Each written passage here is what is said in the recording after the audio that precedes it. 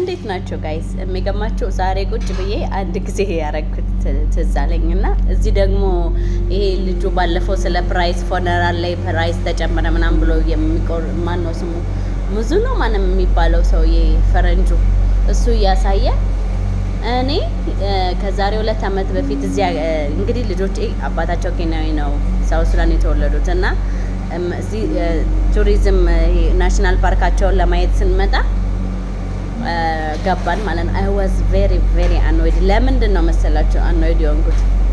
ልጆቼን ወልጄ እንግዲህ አባታቸው ኬንያ ወረቀት እኔ ባይኖረኝም የዛ ታይም ባይሰጠኝም ለመጎብኘት መኪና ተከራይተን ምናምን ሄድን ማለት ነው።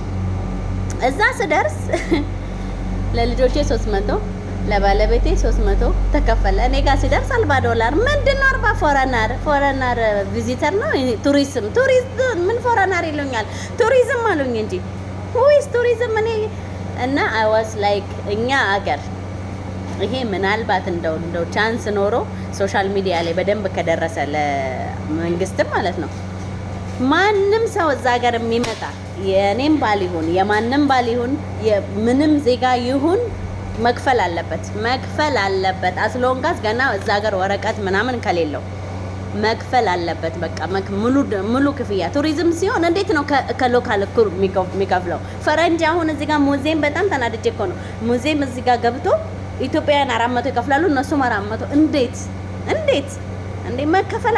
ይሄ ብር ለሀገራችን ይጠቅማል። ስለዚህ መንገዱም ለምንም ለመገንባት ለሀገሪቷም ይጠቅማል። ስለዚህ ሚስተር የተከበሩ አብይ አህመድ ካዩት ፕሊዝ ፎረነር ሲመጣ ወይም ደግሞ የትኛውም ቪዚተር ሲመጣ ሀገራችን ላይ ሙዚየምም ሲያዩ የትም እንትን ላሊበላም ሲሄዱ ስፔሻል ፕራይስ መሆን አለበት።